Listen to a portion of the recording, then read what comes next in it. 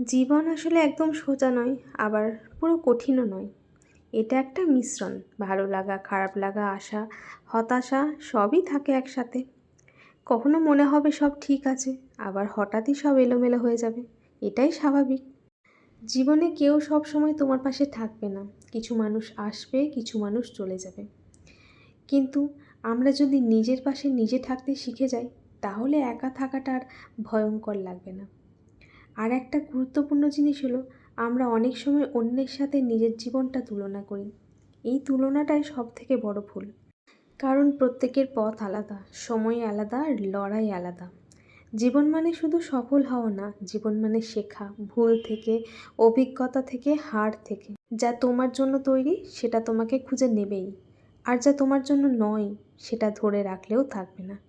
কেমন আছেন বন্ধুরা সবাই? আশা করছি ভালো আছেন। আরও একটা নতুন ভিডিওতে আপনাদের সবাইকে স্বাগত। আজকে ভিডিওটা একটু অন্যভাবে শেয়ার করছি।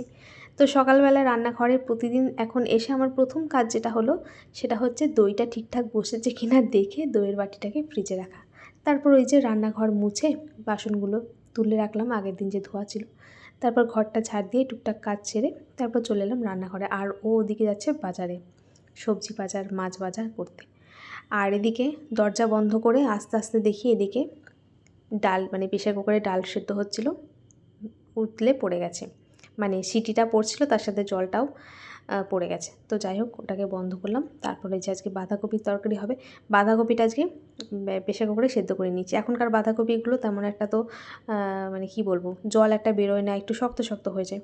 তো ওই জন্য বাঁধাকপিটাকে সেদ্ধ করে রান্না করি। আর ওদিকে ডিমের ঝোল হবে। ডিমের এরই মাঝে আমার অনেকগুলো কাজই হয়ে গেছে। তারপর ওই যে বাঁধাকপির তরকারিও হয়ে গেল, টুকটাক কিছু কাজ হয়ে গেছে। ওদিকে ডিমের ঝোল করবো বলে ডিমের খোসাগুলো ছাড়াতে বসেছিলাম, তখনই ও এলো। তারপরে যে দরজা খুলে তারপর আবার হাত ধুয়ে ডিমগুলো ছাড়াতে বসলাম। আর এর মধ্যে ওরও একটা ডিম সেদ্ধ আছে, সকালে খাবে বলে, তো ওকে দিয়ে দেবো। আর এই কদিন আগে মিঠি বলছিল তড়কা খাবো, তো ভাবলাম যে আজকে রাত্রে একটুখানি তড়কা করব। তো ডালটাকে এই যে সেদ্ধ করতে বসিয়ে দিলাম প্রেসার কুকারে। তড়কাটা রাত্রে রান্না করব, কিন্তু এখন তড়কার ডালটাও সেদ্ধ করে রাখলাম। আর এই যে দেখুন, ডিমের ঝোল হবে। তো সেই ডিমের ঝোল আর তড়কার মশলা একই সাথে আমি কষিয়ে তড়কার জন্য কিছুটা মশলা তুলে নিলাম।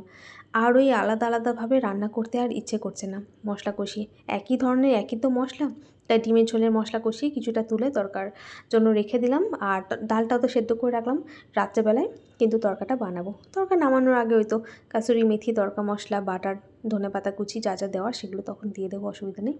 আর আজকে সবজি খুব বেশি কিছু আনেনি, তাই সবজিগুলো আমি ঘরেই ধুয়ে নিলাম। আর ওকে বললাম যে তুমি আলুটা বাইরে ধুয়ে নিও। আর মাছ এনেছে 2 রকম, মাছগুলোও বাইরে ধুয়ে দিয়েছিল। আর এই যে এদিকে আমার ডাল হয়ে গেছে, ডালটা নামিয়ে নিই। আর আজকে আমের চাটনি করব। গাছ থেকে যে আমগুলো মানে পড়েছে অনেক আম, সেই আমগুলো চাটনি করে রাখবো। তো চলুন বন্ধুরা, ভিডিওটা এখানে শেষ করছি। দেখা হবে নতুন ভিডিওর সাথে। সবাই ভালো থাকবেন। এখন টাটা।